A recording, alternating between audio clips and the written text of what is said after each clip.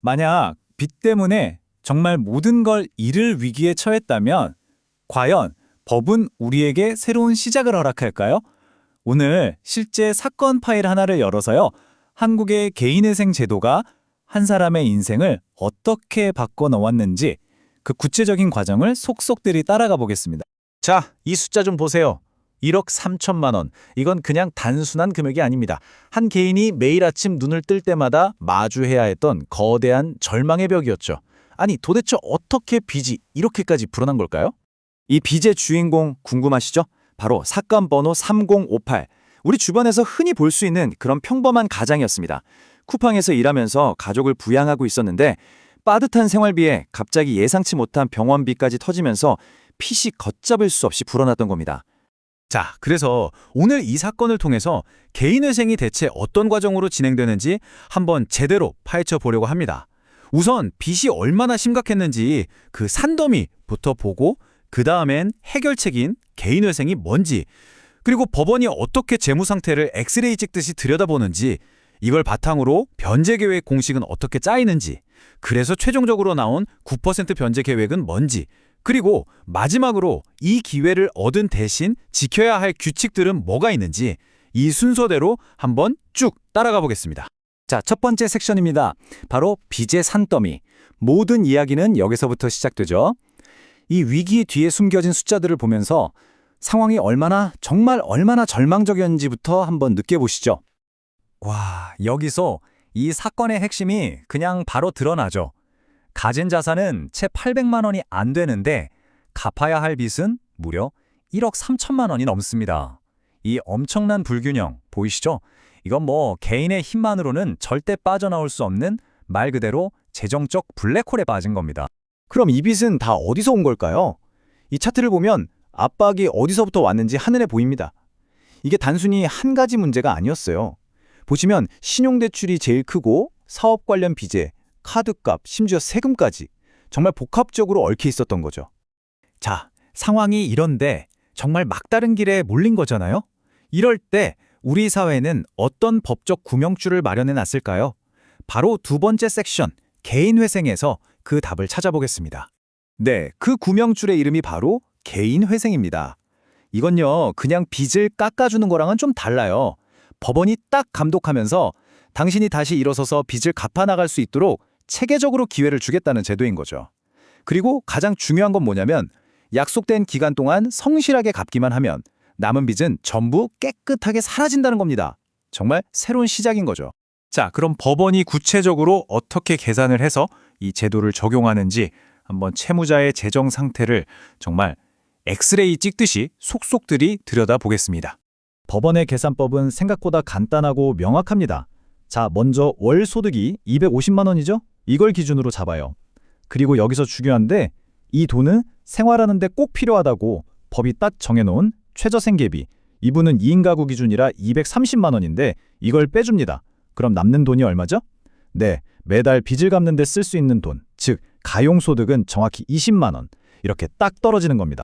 자, 그런데 바로 이 지점에서 아주 중요하고도 근본적인 질문 하나가 나오게 됩니다.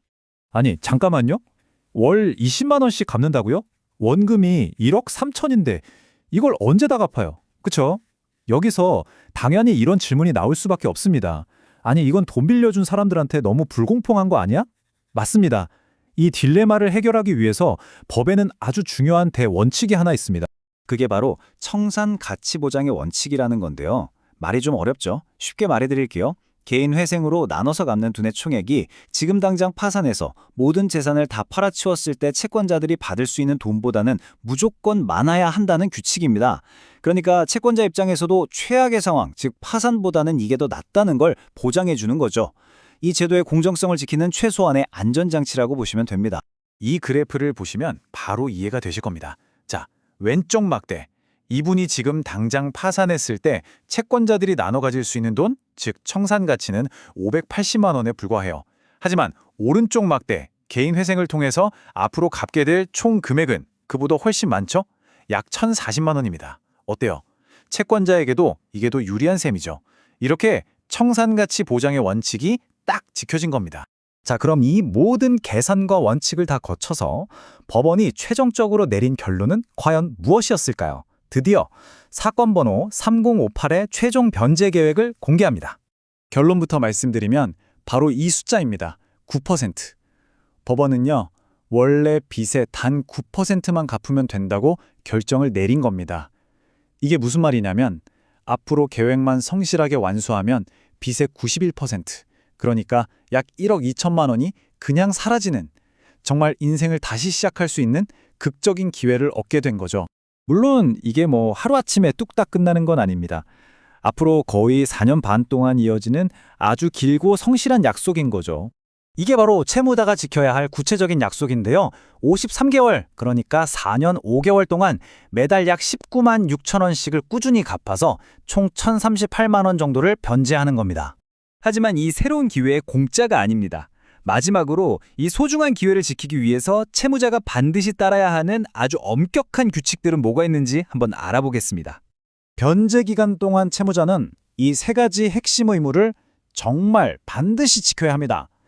첫째, 매달 정해진 날에 돈을 성실하게 납부해야 하고요. 둘째, 매년 법원에 내 소득이 이렇습니다라고 신고를 해야 합니다. 그리고 마지막 셋째, 만약에 소득이 크게 오르면 거기에 맞춰서 변제금도 올려서 내겠습니다라고 해야 합니다. 이 중에 단 하나라도 어기면 모든 게 물거품이 될 수 있습니다. 네, 맞습니다. 법원이 요구하는 이런 규칙들을 지키지 않으면 그 결과는 아주 심각합니다. 개인회생 절차 자체가 그냥 폐지, 즉 취소될 수 있다는 점을 꼭 기억해야 합니다. 자, 이렇게 한 사람의 재정적 파탄과 또 재기 과정을 쭉 따라와 봤습니다. 이걸 보신 여러분은 어떻게 생각하시나요? 이 제도가 실패한 사람에게 주는 정말 관대한 두 번째 기회라고 보시나요? 아니면 성실하게 빚을 갚는 다른 사람들과의 형평성 문제를 일으키는 도덕적 해이라고 생각하시나요? 채무탕감 제도의 가장 중심에 있는 이 묵직한 질문을 여러분께 남기면서 오늘 분석은 여기서 마치겠습니다.